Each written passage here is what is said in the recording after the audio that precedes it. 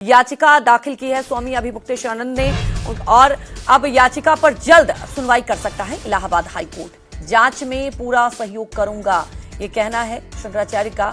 और मेरे ऊपर जो आरोप लगाए गए हैं, बार बार इस बात को लेकर कह रहे हैं कि एक साजिश के तहत ये आरोप लगाए गए। उन्होंने ये तक कहा है कि मैं हर जांच के लिए तैयार हूं और सीधे तौर पर उन्होंने कहा कि जांच में मैं पूरा ही सहयोग करूंगा और मुझ पर जो भी आरोप लगाए गए हैं सभी आरोप झूठे लगाए गए हैं। यौन शोषण के मामले में अब हाईकोर्ट पहुंचे हैं शंकराचार्य।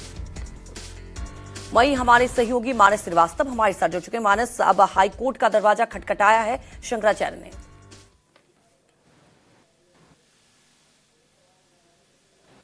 जी बिल्कुल, निश्चित तौर पर देखिए, जो शंकराचार्य इस पूरे मामले में जो पहले ये कह रहे थे कि उन्हें गिरफ्तारी से आज सुबह इलाहाबाद हाईकोर्ट पहुंची और अग्रिम जमानत के लिए उन्होंने एक याचिका दाखिल इलाहाबाद हाईकोर्ट पहुंची और अग्रिम जमानत के लिए उन्होंने एक याचिका दाखिल कर दी है, जिस पर संभवतः शीघ्र ही सुनवाई शुरू हो जाएगी। यानी इस पूरे मामले में ये साफ हो चुका है कि शंकराचार्य को अब ये लगता है कि उनकी गिरफ्तारी किसी भी वक्त हो सकती है, इसलिए उन्होंने अदालत का दरवाजा खटखटाया है। इस बीच आप देख रहे हैं कि किस तरीके से तेजी से घटनाक्रम बदल रहा है। शाहजहांपुर के रहने वाले एक शख्स ने यह दावा किया है कि आशुतोष ब्रह्मचारी ने उनसे संपर्क किया था और ये कहा था कि अपनी 2 नाबालिग बेटियों के जरिए उनको रेप के मुकदमे में फंसा दिया जाए। इससे उन्होंने इनकार कर दिया, ऐसा उनका दावा है।